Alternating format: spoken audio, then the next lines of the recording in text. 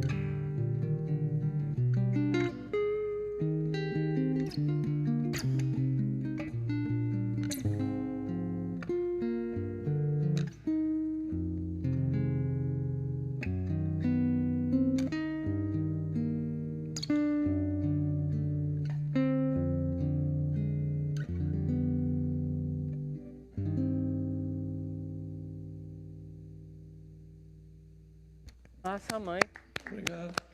que beleza isso. Eu Delícia, queria né? saber, nem que fosse só segurar o violão e sair algum som assim. Isabela, desculpe, eu disse balalai, mas é balalé. Mas eu já... É francês mesmo. É chiquérrimo. 100%, é. Balalai é em português. Mas eu já acostumei com balalai. Com balalai? Eu nem ouço mais, eu já... Você sabe que nós temos um cinegrafista Meu primo. daqui? É seu Pedro primo? Balalé. Ah, eu trabalho com ele há Mas muitos ele fala anos. balalai direto. Ele fala balalai, E ele o quase pai que dele faz era questão. bala. Então E tá meus bom. filhos são bala também. Tá bom, mas Balalé, vai ser Balalé a partir de agora, se vocês permitem. Professora, muito feliz com a sua vinda aqui e seu livro é muito extraordinariamente bonito. Obrigada, agradeço. E eu também agradeço muito essa oportunidade de participar desse programa. A senhora escreveu sobre seu pai, a senhora escreveu sobre a coluna Prestes, a senhora escreveu muito sobre a esquerda brasileira, mas é o seu primeiro livro sobre sua mãe. Certo. Eu queria saber como foi que a senhora chegou nesses arquivos. Não, esses arquivos eram arquivos que foram... É o arquivo da Gestapo, né, a polícia política alemã, da época do nazismo, que foram apreendidos pelo exército soviético no final da guerra, quando os soviéticos tomaram Berlim, né, 45, maio de 45. E foi levado para a União Soviética, e não sei por que razão, enfim, não se sabia da existência desses arquivos. E agora, 2 anos atrás, eles começaram, resultado de um acordo entre o governo da Rússia e da Alemanha, eles começaram a ser digitalizados e disponibilizados na internet. Então, é uma documentação enorme, isso que atinge documentos sobre a Primeira Guerra Mundial, sobre a Segunda Guerra Mundial e sobre todos os partidos comunistas do mundo. Então, é uma coisa enorme, gigantesca. Eu tenho um historiador alemão, meu conhecido, que me avisou, olha, apareceu esse material na internet e tal, aí eu fui ver e realmente, sobre a minha mãe, né, a Olga Benário Prestes, é o maior conjunto de documentos sobre uma pessoa individual. De todos esses arquivos? De todos os outros. Desses milhões de folhas? São cerca de 2.000 folhas, né, em 8 dossiês, então é uma documentação bem grande e com muita informação que nem nós da família conhecíamos, né? E essa quantidade mostra a importância dela para a Gestapo, a senhora acha que é isso? Com certeza. Inclusive, eles dizem, porque essa polícia alemã era muito detalhista, né, e tudo era registrado por escrito nesses documentos. E eles dizem que davam muita importância a ela pelo fato dela ser uma militante importante da Internacional Comunista, né, o chamado Comintern, do Partido Comunista Alemão, e também mulher do líder comunista conhecido na época, Luiz Carlos Prestes, né? Então, por isso, também exigiam dela que ela falasse sobre a atividade dela nessas organizações. Isso ela sempre se recusou. Ela jamais delatou alguém, tanto que eu até escolhi como uma das epígrafes aí do meu livro, a senhora deve ter visto, né? A frase em que ela diz, lá nos depoimentos que ela escreve e fala, né? Diante dos interrogatórios, ela diz, se outros se tornaram traidores, eu jamais o serei. Então, ela estava se referindo a alguém especificamente? Isso ela foi confrontada com outro ex-comunista que tinha delatado algumas coisas, narrado, né, sobre a atividade dele no Partido Comunista. E então mostrava isso como exemplo para ela. E aí foi que ela pronunciou essa frase, né, está registrada nos depoimentos dela. E por isso também que ela era tão castigada, né, e não permitiram jamais que ela saísse, porque houve prisioneiras, né, e prisioneiros que conseguiram sair, desde que sair dos campos de concentração e sair da Alemanha, desde que houvesse esses outros países democráticos, né, que dessem visto, aceitassem. Como ela tinha 3 países para onde ela podia ir, chegaram os vistos, até passagem de navio, dinheiro depositado no banco, né? Mas nada disso adiantou, porque a Gestapo era intransigente. Enquanto não falar o que nós queremos que ela fale, não tem libertação. Ela era duplamente inimiga, né? Por ser judia e outra por ter, na verdade, esse comprometimento com o Partido Comunista da Alemanha, né? Mas, e principalmente com o Comintern, né? Mas fica muito claro por essa documentação que a culpabilidade dela era muito maior por ser comunista do que por ser judia. Claro. Judia agravava a situação, mas não era isso o fundamental no caso dela. Ela ter tido tanta importância no começo dos anos 30 tinha sido muito fatal. Quando ela libertou aquele namorado dela, o Otto Braun, numa atitude... Aquilo é muito heróico, não é, professora? Porque a prisão de Moabit era considerada uma fortaleza assim, intransponível, né? E eles organizaram um grupo, não era ela sozinha, né? Era um grupo que no dia de julgamento, né, entrou na prisão, a título que ela era esposa dele, né, e conseguiram dar fuga, né, para o Otto É Braun. cinematográfico. Foi. E aí ela ficou, tanto ela quanto ele, com a cabeça a prêmio, 5.000 marcos era o prêmio. Então eles tiveram que fugir, né, foram para a União Soviética na ocasião. Lá ela fez diversos cursos, inclusive de preparação militar, aviação, né, ela sabia, era paraquedista, aprendeu aviação, né, também de pilotar avião. Enfim, ela era uma pessoa assim muito corajosa e muito decidida, né? E uma senhora militante, uma então, senhora soldada, no por caso, isso né? também que ela foi castigada dessa maneira, né? E nunca deram, permitiram que ela saísse, que ela podia ter ido embora, né? Mas nunca permitiram, sempre foi muito castigada, né? Os documentos revelam isso. Eu transcrevo aí no livro vários trechos de documentos. Em né? que se vê a clara intenção da Gestapo de não deixar ela sair, ou seja, façam o que quiserem. E principalmente cada vez castigos mais violentos. Né? Que idade ela tinha? Ela morreu com 34 anos. Depois de ter ficado 8 anos presa, Ficou, 6 anos? 6 anos, quase 6 anos. Ela né? tinha 28 anos quando foi presa aqui? Tinha 28 anos quando foi presa. Em 36, ela tinha 28 anos. Ela é de 1908. Não houve quem não se emocionasse quando Fernando Moraes escreveu sem dúvida, o livro, né? O livro é muito bonito, porque ele narra a vida dela. E, sobretudo, a gente é muito encantado com o romance dos dois, com o fato deles terem, tão jovens, terem se apaixonado de verdade numa viagem de dois militantes comunistas havia uma pra cá, grande compreensão entre ambos, isso que meu pai sempre dizia. Não? Né? Uma compreensão muito grande, se estabeleceu assim rapidamente. Né? É isso. Fisicamente, a senhora lembra muito mais sua mãe do que seu pai. As pessoas que a conheceram, né, pessoalmente dizem isso. Eu fiquei assim bastante parecida. Tem parecida. a tez branca, que ela tinha tez branca, e o olho claro. O feitio do rosto, enfim, a gente tem que parecer com pai e mãe, né? É o normal. Mas é bom parecer com a mãe. Com certeza. Olha só, seu pai dizia isso? Ele dizia, você lembra a Olga? Ele falava. Todo mundo que a conheceu, né, pelos retratos e quem a conheceu pessoalmente acha isso. Realmente há uma parecença grande. Quando a senhora...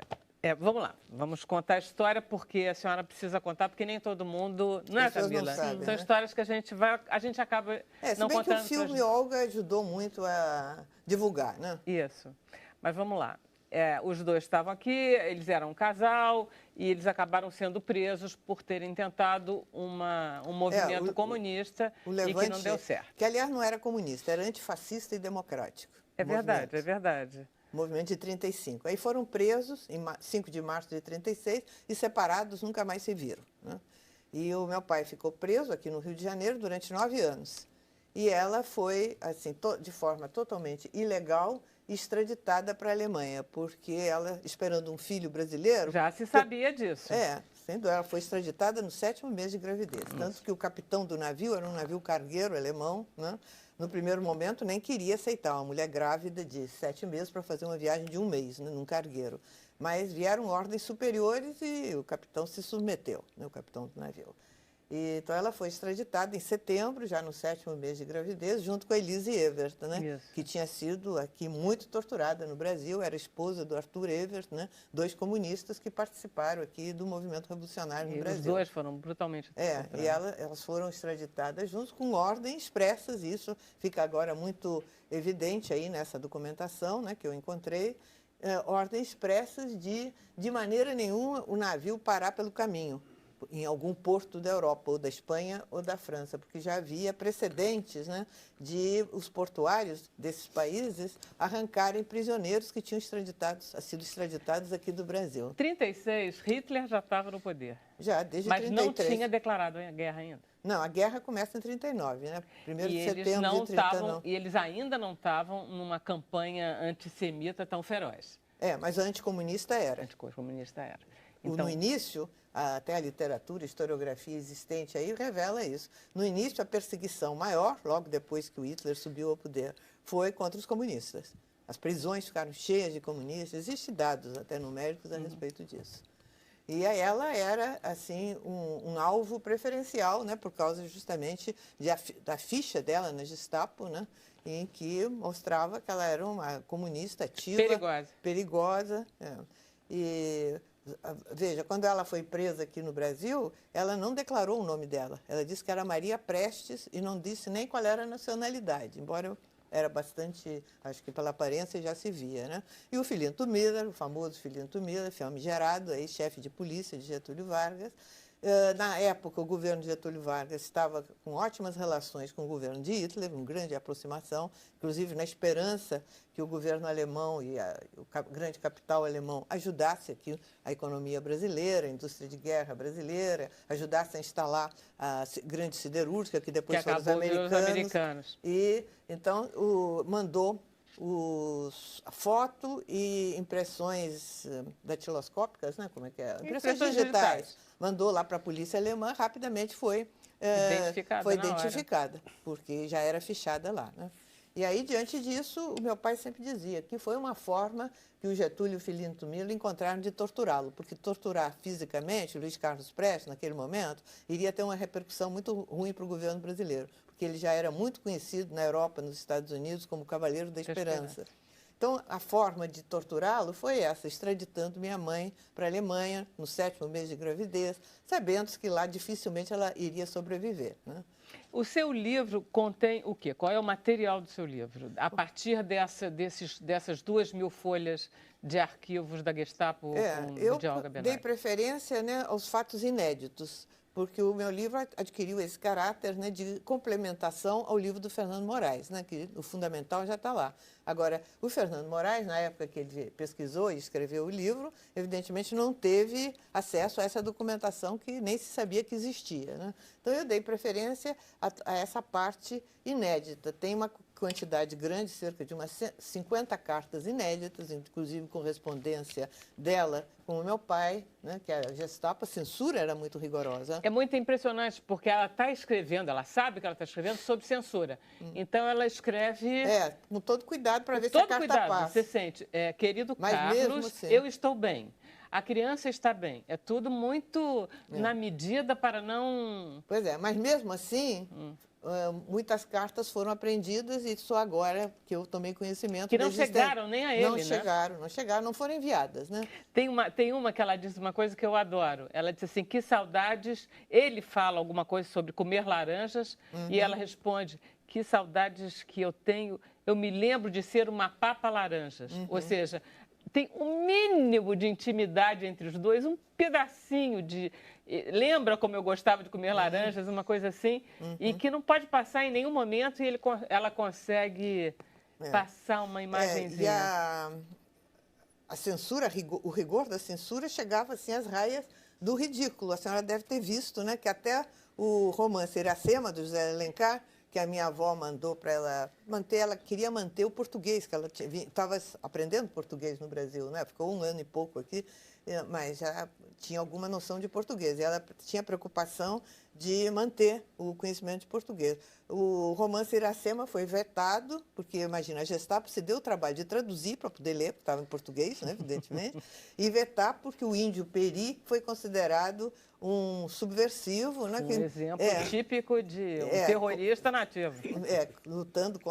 Se levantando contra a ordem constituída, né? Então, por isso o livro foi vetado. Tinha que ser tudo em alemão, não era isso? Ela tinha que escrever em alemão. A correspondência toda em alemão. E a resposta tinha que ir em alemão. Tanto que a minha avó, Leocádia, né, e a minha tia Lígia, que estavam primeiro em Paris, depois no México, né, elas tinham, devido a essa campanha Prestes, que teve uma grande repercussão no mundo na época, inclusive foi responsável por eu ter sido salva, ter conseguido sair de lá. Estamos muito contentes com isso. Então, obrigada. Mas realmente, principalmente eu estou contente. Né, não.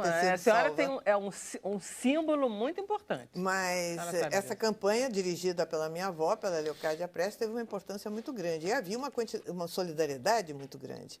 Então, tanto em Paris como no México, as duas, né, a Leocádia e a Lígia, elas tinham um grupo de pessoas voluntárias que traduziam as cartas. Traduzia as que chegavam da Alemanha para o português ou para o francês e para mandar para o meu pai. E depois as cartas que vinham do Brasil eram traduzidas para o alemão para mandar para ela. Tem uma última pergunta que eu tenho que fazer antes de ir para o intervalo, senão eu vou ficar aqui o resto do dia conversando com a senhora, que eu não posso. Não pode o seguinte, que no final, quando ela está indo para o campo de concentração e que ela tem que deixar roupa, ela deixa... Como é que é essa história? Porque isso é muito impressionante. Ela se comunica pela roupa que volta. Isso não era só ela. Havia um certo acordo entre as prisioneiras no campo de concentração, né, em Ravensbrück, que quando elas... Porque na hora de ir para a câmara de gás, mandavam despir, né? E a roupa era toda mandada de volta e aproveitada para outras prisioneiras. E aí elas mandavam um bilhete na bainha ou do casaco, ou do vestido, né? Da roupa que elas usavam. E as outras, as que tinham ficado, já estavam avisadas e corriam para pegar essa roupa e ler o bilhete, né? Então não era só ela que fazia isso. Sim, ela era um hábito, mas era um hábito muito tocante, porque elas são para saber qual era o destino. As outras poderem saber qual era o destino. É a despedida, a última mesmo. E tem dela trágico, também, né? Não tem? Como? E dela teve. Ela mandou um Ela recado. mandou um bilhete, inclusive esclarecendo qual o último lugar por onde eles passaram, que era Dachau. E isso, para as outras que estavam presas lá em Ravensbrück, já era um indício que realmente ia para Bernburg, onde estavam as câmaras de gás, porque era a última estação antes de Bernburg. Maravilha, professora. Depois a gente fala sobre o lançamento. A gente vai para um intervalo, mas a gente volta já já com Sem Censura.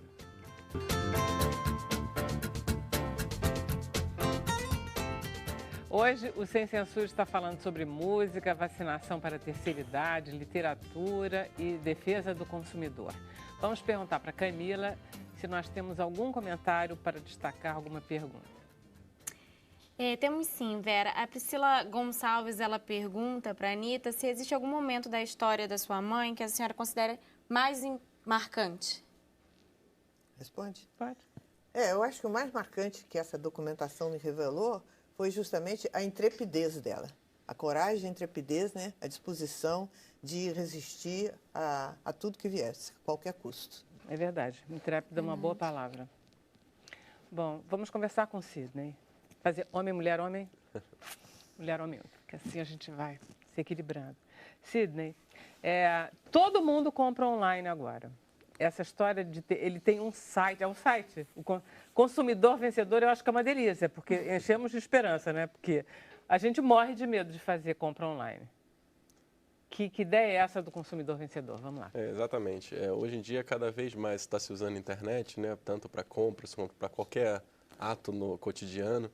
Então, a gente, enquanto Ministério Público, né, a gente entendia que o consumidor precisava saber o que estava sendo feito, o que estava sendo garantido a ele nas nossas ações. Muitas vezes, o promotor entrava com uma ação para corrigir um determinado problema, vencia essa ação, mas o consumidor não ficava sabendo que foi beneficiado com alguma vitória.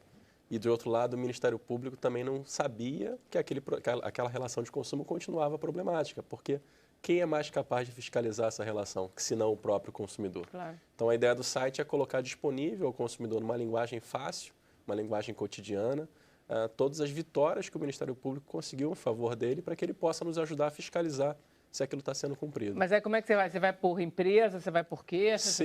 Você pode entrar no site, consumidorvencedor.mp.br, e pesquisar ou por empresa ou por setor econômico. Você pode pesquisar por comércio eletrônico, transportes, plano de saúde, ou pelo nome da empresa, que vai aparecer tudo que o Ministério Público já fez, já conseguiu em benefício do consumidor, em face daquele problema ou daquela empresa. Quer dizer, é complicado, vocês tiveram que digitalizar todos os processos relativos a consumo e serviço? A gente pegou todas as ações propostas, todos os termos de ajustamento de conduta, que são os acordos que o MP faz com as empresas, no caso de um problema, e todas as decisões judiciais, e a gente traduz aquilo para uma linguagem fácil para o consumidor. Então, sempre que a gente consegue uma decisão judicial, ou a gente propõe uma ação, ou faz um acordo com uma empresa, a gente traduz aquilo para uma linguagem comum e publica no site. E começa quando?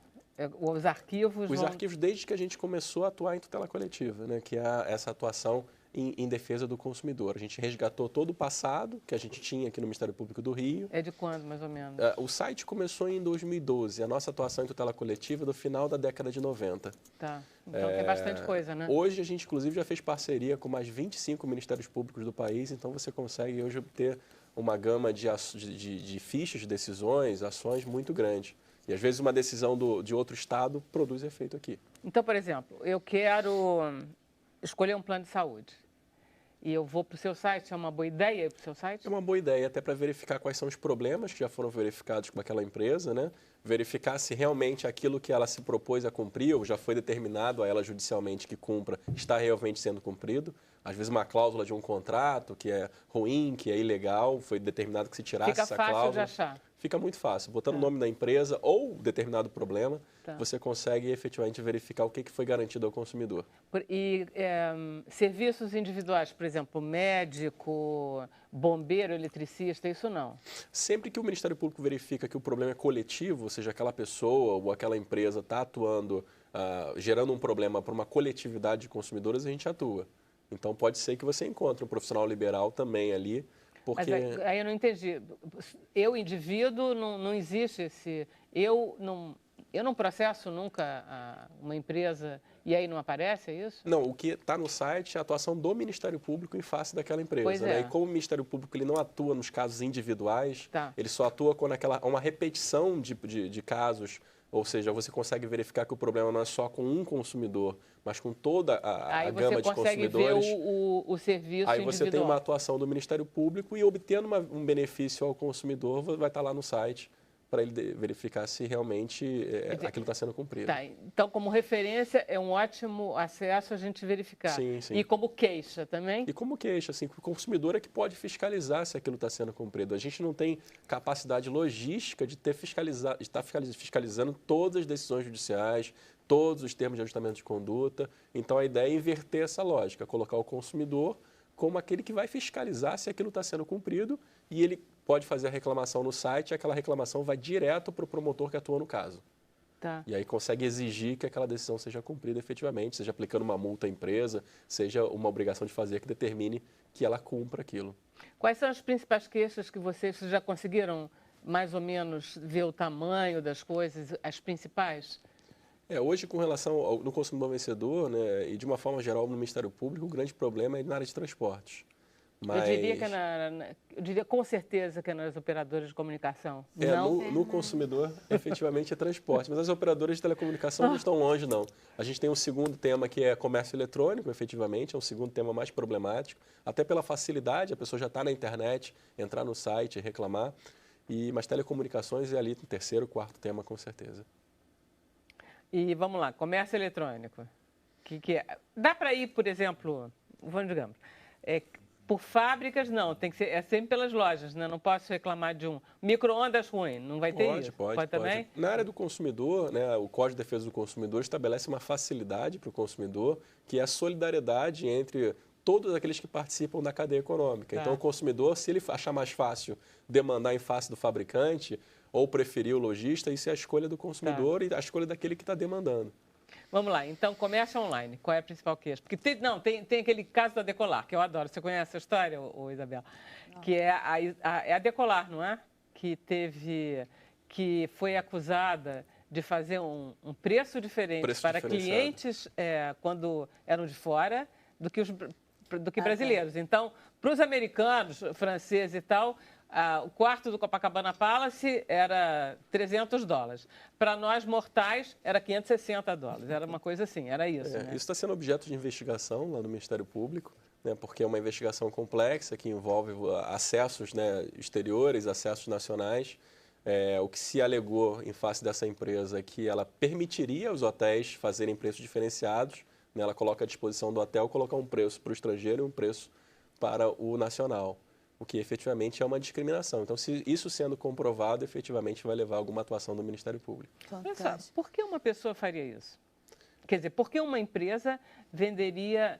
Porque não é discriminação pessoal, nem por renda, porque, em princípio, quem paga leva, né? Uhum. Por que ela faria preços diferentes? O que se alegou na época, né, até pelo próprio denunciante, era que o consumidor brasileiro ele gastava menos, né, no hotel. Então, você trazer um consumidor estrangeiro era mais lucrativo. E também, em alguns momentos, havia uma demanda internacional grande e pouca nacional, e eles podiam subir muito o preço para o consumidor estrangeiro. Só que quando você sobe o preço de forma injustificada, isso gera uma prática abusiva. Então, para evitar a fiscalização da prática abusiva, haveria uma limitação ao consumidor nacional e uma abertura de venda só para o consumidor estrangeiro. Eu estava achando que era o contrário, que eles estavam fazendo preços mais caros para os nacionais, mas não é isso, eles estão fazendo preços mais caros. Às vezes mais caros para os estrangeiros. Às vezes, o problema é que às vezes havia limitação de acesso ao nacional. Você não tinha vaga de venda de quartos para o nacional, mas havia disponibilidade para o estrangeiro. Política de empresa, no fundo, e que, na verdade, lesa os interesses de um consumidor. Exatamente. Isso haveria uma discriminação entre consumidores que, pela nossa legislação, é inviável, ilegal. Então, a gente está apurando isso. Se for realmente verdade, a gente vai atuar. Porque isso, são dois tipos de comércio online. São os serviços e são os produtos. O que é pior? O que dá mais problema? Serviços ou produtos? Acho que hoje, pela quantidade de relações que a gente tem de consumo, acho que o varejo acaba gerando mais problemas, porque é onde tem maior quantidade de operações, né? Venda de produtos online, né? Sites de compra coletiva, tudo isso tem gerado muito problema pela quantidade de operações que são feitas. Então, muitas vezes o consumidor compra um produto que não é entregue a ele, ou o prazo de entrega é muito exacerbado, extrapolado. Às vezes o consumidor quer exercer seu direito de arrependimento e não consegue, não há um canal de recebimento dessa via de arrependimento, ou a empresa se nega. Às vezes o próprio conserto de produtos com defeito, a troca de produtos, isso tem gerado muito problema. Até pela quantidade de consumidores que fazem essas operações. Em relação às lojas, o que é mais seguro? O senhor falou de sites de empresas coletivas. Por exemplo, existem esses sites tipo... Como é que é, Camila, aquilo que você... Mercado Livre. Esses sites que são mais abertos, que são internacionais, eles são tão seguros ou dão tantos problemas quanto os sites de uma loja, por exemplo, como Ponto Frio? O importante para o consumidor é ele verificar no site se você tem o CNPJ da empresa, se você tem um telefone e um endereço fixo. Isso a lei exige. Tá. Então, o primeiro ponto que eu verificaria se eu fosse fazer uma compra online é se tem esses dados. Porque se eu quiser reclamar com a empresa, eu preciso saber onde ela está localizada, qual é o CNPJ dela, qual é o telefone de contato. E, geralmente, o que a gente verifica é que nos sites criados para praticar golpes ao consumidor, isso não existe. Então, em cumprimento à nossa legislação, tem que ter todos esses dados. Tá. Em tese, quem tem esses dados, você pelo menos tem onde se queixar. Já tem onde reclamar, já se verifica que está observando a legislação. Outras questões, por exemplo, informar o prazo de entrega, informar se o produto tal ou não está em estoque. Então, isso é muito importante para você já começa a identificar aí que a empresa se destinou a cumprir a legislação. Já é um indício de que vai ter problema. Eu não sei se o senhor já trabalhou com comércio em geral, mas é seguro o comércio online, não é não? O comércio online ele tem seus problemas, assim como o comércio físico tem seus problemas. Não posso dizer que o comércio online é mais inseguro ou o comércio físico é mais seguro. Isso não tem como tirar essa conclusão. Na verdade, o que você tem que tomar é cautelas, tanto em um tipo de venda quanto em outro. Né? O comércio online ele é mais propício a aventureiros, né? Porque hoje, para você formar uma loja online, um site, você não precisa ter um capital, alugar um espaço, construir um estabelecimento. É muito mais fácil você criar um site. Então, o consumidor tem que ficar atento nessas ofertas que são muito vantajosas, preços muito baratos, que muitas vezes em sites desconhecidos. Isso é importante verificar porque é muito fácil você criar um site hoje na internet e dizer que está vendendo alguma coisa sem ter uma menor estrutura para realizar essa operação. Maravilha. A gente vai esperar, então, que os telespectadores se manifestem. Certamente vai aparecer muita dúvida. Perfeito. Deixa eu ir para o break, mas antes eu queria perguntar para você. A gente só vai falar de vacinação de sênior, Isabela? A gente pode falar do que você quiser. Porque tem uma campanha agora dizendo que sobraram vacinas, que ninguém foi se vacinar. A senhora foi se vacinar, professora? Foi. Foi? Muito bem. Eu não fui, não. Tá vendo? Eu vou todo ano vacinar. É que enfraquece. Você acha? Bom, enfim, sobrou vacina. Eu não fui, sobrou. E sobrou tanto que estão dando, assim, desesperados. Enfim, então, como a gente sabe que de graça, né, até injeção, por favor, vão todos se vacinar. É essa a ideia? Mas você tem que incentivar as pessoas aí? Incrível, mas assim, isso que é verdade, de graça até injeção na testa, né? Isso que o povo fala. Para vacina, não é. O que faz o indivíduo procurar a prevenção é temer a doença. E a gente está vivendo um fenômeno cada vez, que é natural, acho que desde que o mundo é mundo, mas cada vez mais, que é eu só busco quando a coisa já está aqui do meu lado. Então vamos lembrar o ano passado, que toda hora na televisão a gente via um óbito, outro óbito, e que as pessoas ficavam 4, 5 horas na fila para tomar vacina. A influenza é grave todo ano. Nem todo ano ela está na televisão. Mas se ela não está na televisão, eu não vou. Ok. Febre amarela, cadê o povo? Ok. Paramos de falar na televisão, paramos de vacinar. E aí só vão voltar a vacinar quando for tarde? Vacinar Isabela, não é urgência. Tá bom, Ué. ok. Vou fazer o intervalo. Então tá bom. A gente vai fazer o intervalo. O último bloco é o que vem a seguir. O Sem Censura volta já já.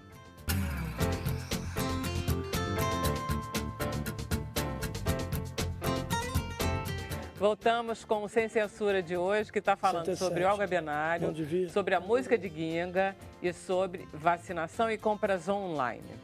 Camila, temos perguntas? Temos. O Estevão Moro, ele pergunta se essa iniciativa do site foi reformulada apenas pelo Ministério Público do Rio de Janeiro ou em outros estados existem iniciativas semelhantes. A partir do momento que a gente criou o site aqui, a gente começou a fazer contato com outros ministérios públicos para aderirem e todos participam. 25 ministérios públicos participam. A gente está tentando se tornar nacional.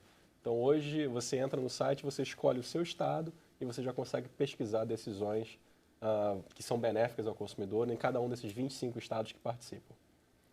O Gustavo Andrade, ele pergunta por onde os consumidores podem conferir a reputação da empresa na internet. Se você tem alguma dica, alguma sugestão. Hoje, o que eu faria? Eu entraria no Consumidor Vencedor, que é o site do Ministério Público, e entraria também no site do Ministério da Justiça, da Secretaria Nacional do Consumidor, que é muito útil, que é o consumidor.gov.br. Lá você consegue conferir a reputação da empresa, se ela está realmente resolvendo os problemas, se ela está cumprindo a legislação. Então, nesses dois sites seriam importantes ele entrar para verificar a reputação da empresa. Tá certo. Maravilha. Vamos lá, Isabela, de novo, vamos falar então sobre o que te trouxe aqui. Que é a vacinação sênior. Vamos lá, todos os sêniores vacinados. Então, fiquei muito contente de saber que a senhora tomou a vacina. É um sênior de parabéns. E, assim, quem é sênior vacina é uma campanha da Sociedade de Imunizações. A gente conseguiu, né? Estamos juntos, a parceria com a Sociedade de Geriatria, né? Inclusive, vamos, daqui a pouco, publicar vídeos chamando a atenção do geriatra, do profissional, né? O gerontólogo que cuida de pessoas com mais de 60 anos, e também da Sociedade de Infectologia. A ideia é justamente falar com esse grupo. A gente hoje vive um fenômeno fantástico no Brasil, que é o envelhecimento da nossa população. Em 20 anos, pelo menos metade de nós terá pelo menos 60 anos de idade. Vai chegar um ponto que seremos mais idosos do que crianças. Então, muda completamente, diferente do que aconteceu na Europa, que foi gradativo, isso foi muito rápido aqui. E boa parte o motivo para isso tudo foi a vacinação de crianças. Só que vacina, a gente deixou de morrer jovem e tivemos chance de envelhecer. Só que hoje a gente discute envelhecer como? E tudo isso que a gente está vendo de previdência, é essa a grande preocupação. As empresas, mas a gente, cada uma dessas pessoas tem que pensar, viver como? Viver mais anos sem qualidade, de nada vale.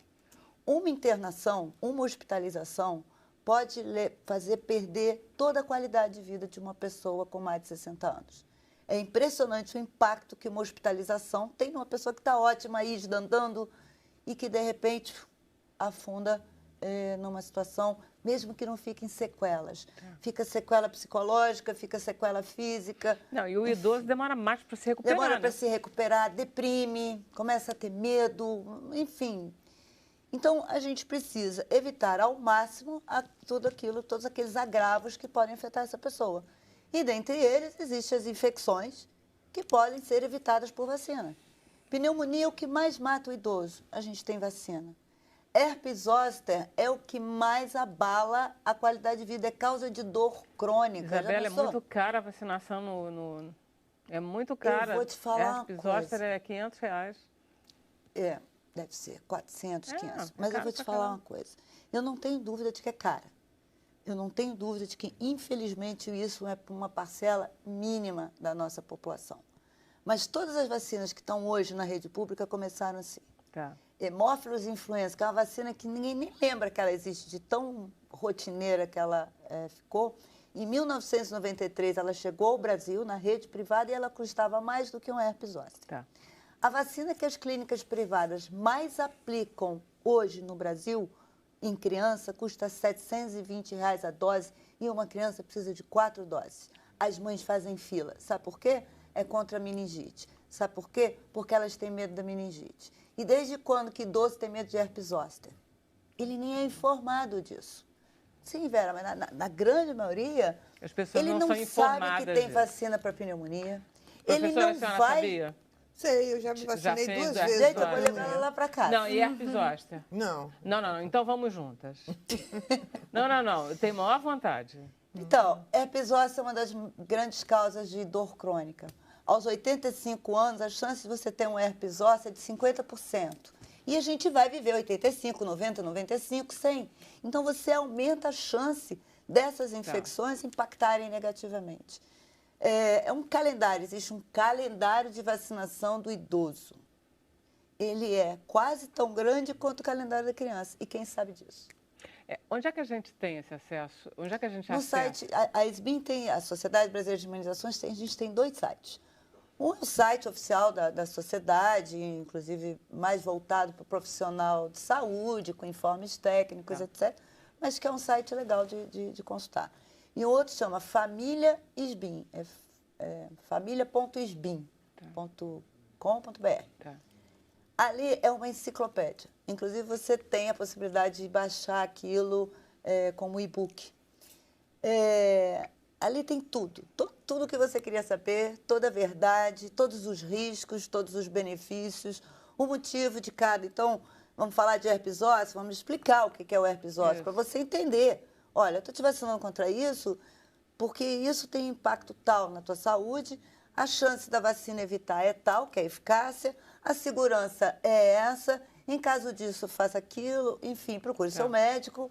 Então, tem tudo, o esquema de dose, etc. e tal. Lembrando que o site é para te informar, mas cada um deve conversar com o seu médico, porque existem contraindicações. As contraindicações estão ali, mas é importante uma orientação ou do serviço que vai te vacinar ou do seu médico para que seja uma coisa consciente. O Ginga falou que ele já se vacinou contra a febre amarela. E eu estava dizendo para ele que ele não devia. Por quê? Pois é. A grande questão foi, agora, com essa infeliz situação do maior surto dos últimos anos de febre amarela, uma das coisas que a gente viveu é a revolta dos maiores de 60. O mundo é muito doido. A gente diz.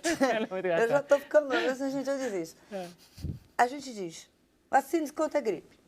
Ah, eu nunca pego gripe e não vacino. Até que pego uma vez e pode morrer. O primeiro está lá. Primeira causa de morte por influenza é maior de 60 anos de idade. Ok? Então tá. Aí eu não vacino porque eu não pego. E febre amarela? Eu também não pego, mas eu estou vendo essa coisa toda. Mais quase 500 pessoas morrendo de febre amarela. Os jornais só falam nisso, etc e tal. Aí você vai lá no serviço assim, não, senhor, maior de 60 não pode. Eu quero os meus direitos. Eu quero meus direitos, por que eu não posso? Porque aquele senhor lá morreu, a gente quer... Mas não, o senhor morreu muito depois. Quando o jornal veio falar comigo, eu falei, bom, eu estou falando isso há um tempão, existe um risco de morrer. Aí ninguém mais quer tomar vacina, porque está vendo, tem um risco de morrer. Não, gente, olha só, vou explicar. A vacina é muito segura. Mas ele viaja pra caramba. Ele está ótimo. Ele está certo, ele fez muito bem. São milhões de doses no mundo por ano. Só aqui no Brasil, quantas são? Mas... a gente sabe que 1 em cada 3 milhões de pessoas vacinadas pode ter um evento adverso grave. E que esse 1 para 3 milhões, em maior de 60, é o dobro do risco. Ah, por isso que você disse que ele não fez bem? Isso, por quê? Porque ainda bem que já acabou, né? Eu não vou vaciná-lo... Gente, a chance dele ter é baixa. Claro. Mas eu não vou vaciná-lo se ele não tem risco de pegar a febre amarela. O fato de você estar vendo na televisão que em Minas está tendo febre amarela, não quer dizer que você vai pegar a febre amarela. Mas se ele for fazer um show lá no interior de Minas, lá você na foi? coisa... Ah, vai. Ele viaja, entendeu? Ele viaja pra caramba. Para falar, não. Foi o seguinte, eu fui tocar no Equador agora, em março, e para entrar no Equador, as informações que eu recebi aqui é que era necessário apresentar o atestado de vacinação. CIVT. E eu fui, tomei a vacina, foi uma luta, porque eu não conseguia de jeito nenhum. Aí, bom, em suma, fui vacinado e viajei tranquilo. E ninguém me pediu atestado nenhum lá em Quito. Não, agora, eu fui ao Panamá. E eu passei mal 4 dias. Não sei se foi de altitude ou se foi de alguma coisa. Quito é absurdo. Você chega no aeroporto, você já freia. Não, Isabel... Aí você diz, o que está acontecendo Quito, comigo? Ou se foi um mosquito. Foi Quito. O Quito é um negócio, você tenta andar rápido, você diz... É horrível. Não, gente, o que está acontecendo que eu não ando rápido? Isabela, posso te abandonar um minuto que eu tenho que Pode. conversar com o Guinga e depois a gente volta. Eu não, queria só falar uma coisa para vocês. Ah. Eu vou sair daqui direto. Tem algum posto aberto, doutora? Porque eu quero me vacinar contra tudo. Entendeu? Porque eu sou meio hipocondríaco. Só acabou com a minha semana, entendeu? Culpado é só. Eu vou conversar com a Ana. Só explicar o CIVP tá? dele? Pode. No caso, por exemplo, ele foi para Quito. Não há risco de febre amarela em Quito. Quito te pede a vacinação Aqui no porque Brasil você tem, que pode levar a febre amarela. Se você fosse meu paciente, eu ia dizer, ó, vamos fazer o seguinte, eu vou te dar um atestado de isenção da vacina, que é aceito internacionalmente. Ah, é? Porque eu não vou colocar ele em risco para um evento adverso grave sem necessidade. Agora, se ele mora numa cidade que onde tem a febre amarela, aí ele tem que vacinar. Não, Guinga, não vai embora ainda, Não, não, mas porque eu que bom preciso de que você você vacinou, não aqui teve nada. tocando um Não. pouco, me contando como é que é o Mas a gente o vai a disco. Quito e vai em Vamos lá. milhares de lugares no Não, interior. vamos lá. Vamos né? falar do disco um pouquinho, que Pois senão não. a gente não fala do disco. Tem tudo a ver com não se vacinar. Por quê? O nome do disco é Canção da Impermanência. Se não se vacinar, já fez um trato com a impermanência. Vai embora. Vamos lá. O que é impermanência? Sabe que eu não sabia o que era impermanência, doutora.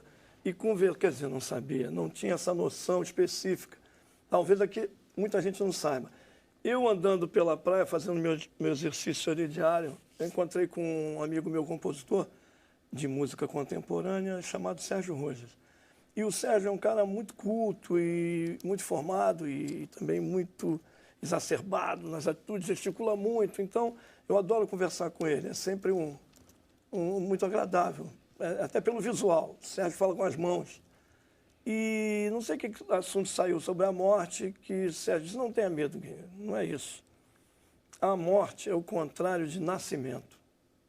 O contrário da vida não é a morte, é a impermanência. Eu gostei da definição dele. Filosoficamente, aquilo bateu com o que eu sinto dentro de mim. E aquilo ficou na minha cabeça.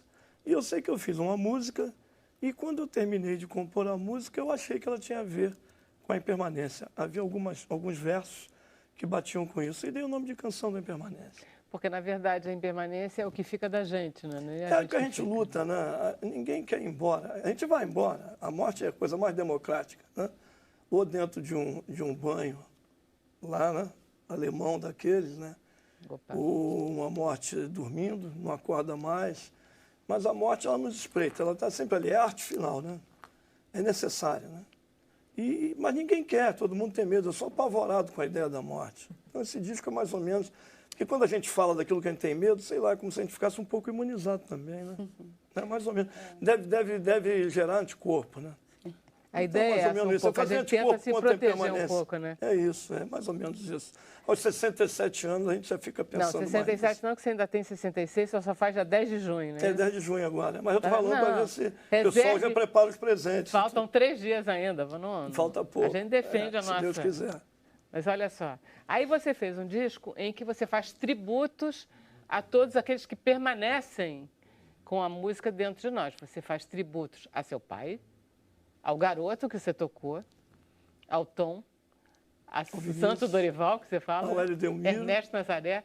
Foi assim, um atrás do outro. Foi sem querer, Vera, foi sem querer. Realmente, quando eu vi, o disco estava cheio de homenagem. Entendeu? Juro por Deus que eu não pensei nisso. Porque até se eu fosse pensar nisso, eu não faria. Fica parecendo um certo se aproveitar, né? Meio papagaio de pirata. Né? Há uma homenagem ao Dorival Caymmi, outra Tom e Vinícius, outra ao Garoto, outra ao Hélio Delmiro, outra ao Nazaré. Pô, esse cara, uma dessas homenagens, qualquer uma dessas vai dar certo. Mas não é o caso. Isso aconteceu porque eu componho de uma maneira como qualquer outro, não tem nada de diferente. A música vem para mim ou pela vida ou pela própria música. E quando eu ouço Dorival Caymmi, eu me emociono. Quando eu ouço Tom Jobim, idem. E a vida é assim. Eu acho que música, você se engravida de música. Ou pela própria vida, ou por algo que você ouve que te emociona. Não há outro caminho. Você disse uma frase numa entrevista que você diz que você não faz sucesso. Mas isso não é verdade, né, Guinga? Você é um homem de muito sucesso. Eu não conheço ninguém que não conheça você e suas músicas. E só que você tem, além de sucesso, você tem o respeito dos músicos, que é uma coisa muito extraordinária. Outro dia eu ouvi o Washington Oliveto falar uma coisa muito interessante. Ele disse, eu adoro que me respeitem, mas eu não me levo a sério. E eu sou mais ou menos assim, eu não me levo nem um pouco a sério. Essa coisa de posar de sisudo para parecer que é sério às 24 horas do dia, isso não é comigo. Sou um cara brincalhão, feliz com a vida, tenho horror ao mau humor, entendeu? E acho que seriedade é uma coisa que você passa. As pessoas te veem. No fundo, o que é que o artista precisa? É do seu olho, da sua sensibilidade, de vocês. Porque se eu for ficar sozinho com a minha música, eu não represento nada. Estou fazendo um trato com a impermanência, não é verdade? Você já lançou esse disco? Você vai lançar o show? Como é que é? Esse disco foi lançado lá fora, porque essa gravadora é alemã. E eu acho difícil ele vir para cá. Mas vai ter show? Você vai fazer algum show agora? De vez em quando tenho feito alguns shows em que eu aproveito para lançar esse disco. Não faço um show especificamente do disco, porque acho isso contraproducente. É bom você fazer um show da sua obra. Porque cada vez que você sobe no palco, você é você. Né? Então eu posso pedir para você mostrar a sua obra? O que você vai tocar para a gente? O programa já está acabando. Dá para você tocar uma música e aí depois, quando a gente for para o Facebook, a gente ouve mais uma. Então eu vou tocar a que eu fiz com meu pai. Ah, então tá. Então deixa eu me despedir dos convidados, que assim eu já saio da televisão de uma vez e deixo você tocando. Obrigado, professora Anitta Leocádia. Muito obrigado, Sidney Rosa, Isabela Balalé, Guinga. Vocês que nos acompanharam de casa, a gente vai ficar ouvindo o Guinga e a gente vai docemente entrando no Facebook, né, Camila? Exatamente. Até amanhã. Essa música aqui é cheia de referências à vida de meu pai. Não é uma vida pública e notória como a do seu, mas é tão importante para mim quanto o seu. Todo pai é importante. Eu amo meu pai, que já morreu há muito tempo. Sargentão da aeronáutica, que me ensinou um pouquinho que eu sei da vida. Na igreja de São Roque, na esquina da Baronesa, vagando na redondeza, meu pai, caminho de Itaoca, cruza Itararé, saía de Inhaúma e pai tamanco no pé, varão de Macaúba, moleque aprendendo a ler, onde é que anda você agora? Em Jacarepaguá, saudade do Guerengue, soldado raso, voluntário tem que sofrer. Serão na caixa d'água, aguarda a guarita, o breu ainda não existia. Eu habitará meu pai lá em Cruza, descansará meu pai na lousa, na igreja de São Roque, na esquina da Baronesa, vagando na redondeza, meu pai, Itaoca, Cruza Itararé, saía de Inhaúma e pai tamanco no pé, barão de Macaúba, moleque aprendendo a ler, onde é que anda você agora? Em Jacarepaguá, saudade do Guerengue, soldado raso, voluntário tem que sofrer. Serão na caixa d'água, aguarda a guarita, o breu ainda não existia. Eu habitará meu pai lá em Cruza, descansará meu pai na lousa, na igreja de São Roque, na esquina da Baronesa, vagando na redondeza, meu pai. Nossa, fica lindo com letra, fica lindo com letra. Obrigado, as palavras são minhas. Muito Existem lindo. outras palavras para essa melodia feitas pelo meu parceiro querido Tiago Amude, que se chama Variação. É como se fosse uma variação dessa música. Muito obrigado. Muito bonita. Mas aí você podia cantar mais um pedacinho, alguma outra coisa. Qual que era que você ia cantar? A canção da Permanência, um pedacinho. Que linda. Os peixes de Vieira, os pássaros de Assis, a beira da loucura, o amor da meretriz, Jesus de Nazaré, amou aquela mulher da vida.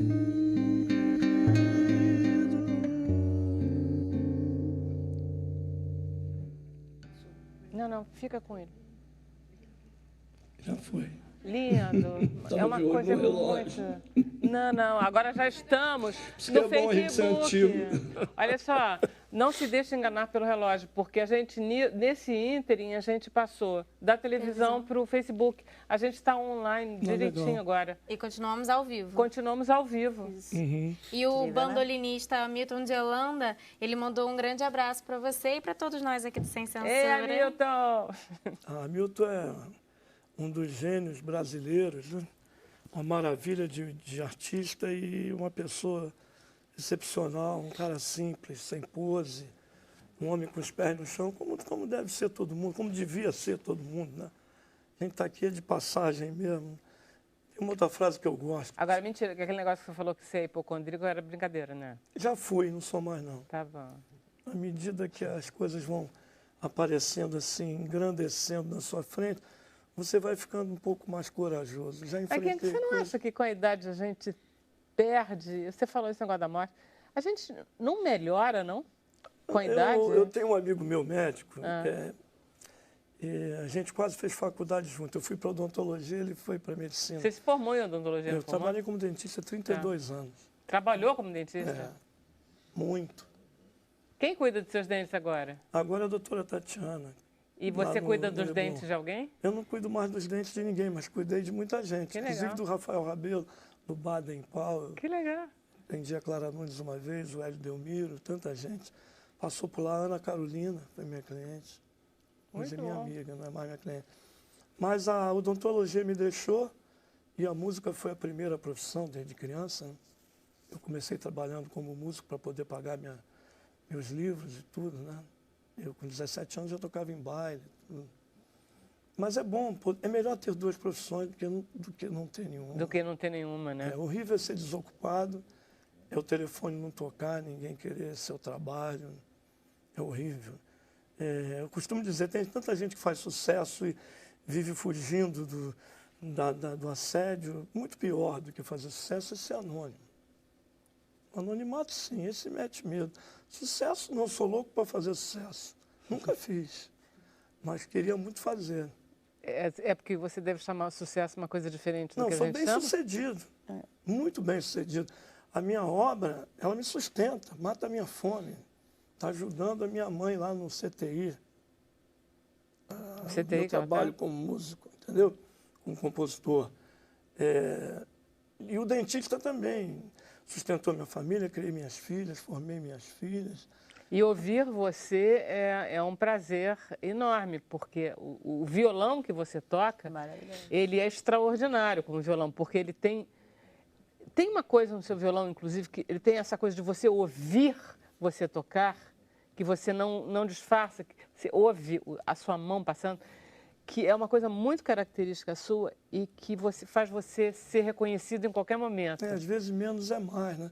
Eu tenho um problema talvez pela odontologia, que eu era doido, metia a mão em líquido, Germequil, não usava luva. Eu acho que destruiu um pouco da minha pele e ela faz muito atrito com as cordas e faz um pouco de rumor, até às vezes muito rumor. É a minha luta, mas acaba sendo uma marca. Aquilo que nos limita é o que nos estende, nos expande. A vida é assim, não é? E o que nos então, caracteriza você tem que saber também, usar, né? as coisas que são contra, tentar jogar do lado delas. É melhor assim. A ideia é essa. A vida fica mais leve. Né? A Rosana, a Marli e a Nádia Pereira, as três querem saber qual é o site que a senhora citou para elas poderem entrar. Então, o melhor site, assim, para quem não é médico, profissional de saúde, é o família.sbim, SBIM é S-B-I-M. Serviço Brasileiro Sociedade Brasileira de Imunizações. SBIM, família.sbim.com.br. E aí você pode escolher para olhar o calendário da mulher, do idoso, da criança, do prematuro, do trabalhador, enfim. Tem calendários para todo o público-alvo que tem as suas diferenças, né? Olha só que engraçado, na nossa mesa de hoje, a Anita Prestes, ela conseguiu arquivos pela internet. Você falou de comércio e de queixas, ou seja, da justiça pela internet. Ela está falando de vacinações pela internet. Qual é a sua contribuição para a internet, Guenga? Ih, você agora pegou no meu calo. Você sabe que se eu te mostrar o meu celular, é aquele Jurássico. A única coisa que eu sei fazer com a internet, eu não recebo nem e-mail, é entrar no YouTube para estudar as músicas que eu amo. Ah, já tá ficar bom. procurando.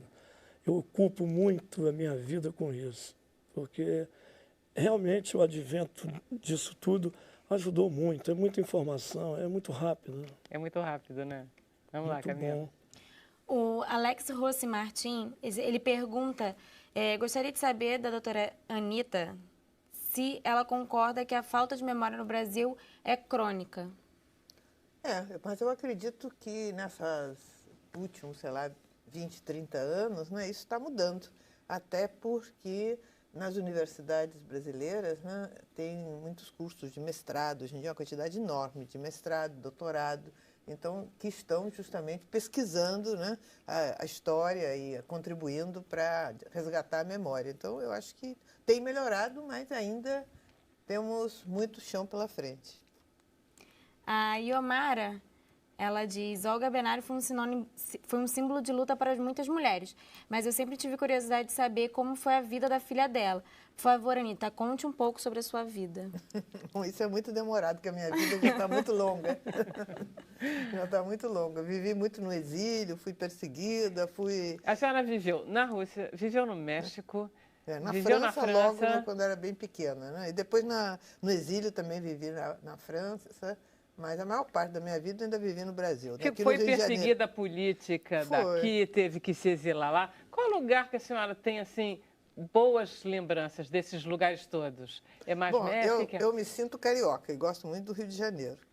E, bom, do lado de fora, México, França... Não, União Soviética. União Soviética? União Soviética, onde eu fiz todo o curso secundário, onde sempre nós, comunistas brasileiros e outros democratas brasileiros, encontramos uma solidariedade muito grande, um apoio muito grande nos momentos que a gente era perseguido aqui no Brasil. Ah, que bom. Então, isso foi muito importante. A senhora importante. fala russo, não fala? Falo, eu fiz todo o curso secundário lá. Aí, tô chique. Tenho mais uma pergunta. A Vitória Fernandes, ela pergunta como saber se eu estou dentro do direito do arrependimento. O direito do arrependimento ele se aplica em toda a compra à distância, aquela que não é feita no estabelecimento comercial, ou seja, compra pela internet, aquele vendedor que bate na porta, tudo que é fora do estabelecimento ela se aplica. São 7 dias depois que ele recebe a mercadoria ou ele assina o serviço. Uhum. Então, nesses 7 dias, o consumidor pode se arrepender daquela contratação, não precisa apresentar justificativo, o produto não precisa estar com defeito. Se ele fez a compra fora do estabelecimento, ele tem 7 dias para se arrepender do momento em que recebe a mercadoria. Tanto no comércio de varejo aqui na rua, quanto na internet? Desde que seja fora do estabelecimento. Se ele for no estabelecimento e comprou no estabelecimento, não existe direito de arrependimento. Só se ele comprou à distância, fora do estabelecimento. Então tá, tem que ser online. O que as pessoas confundem, às vezes, é com um período de reclamação.